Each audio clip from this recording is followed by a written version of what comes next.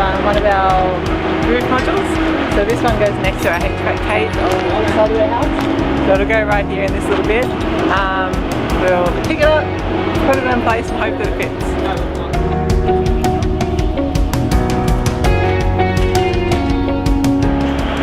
I'm Mark. I'm going to be getting up on the roof just to make sure the socking doesn't get in the way when we attach this roof panel and to make sure it's in the right position.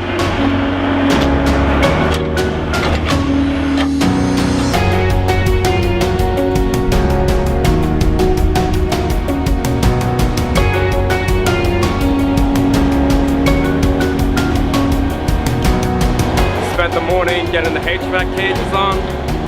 Got them all on, got them all insulated, making sure the house is as warm or as cold as we want it to. And hopefully we'll get the rest of the roof on tonight.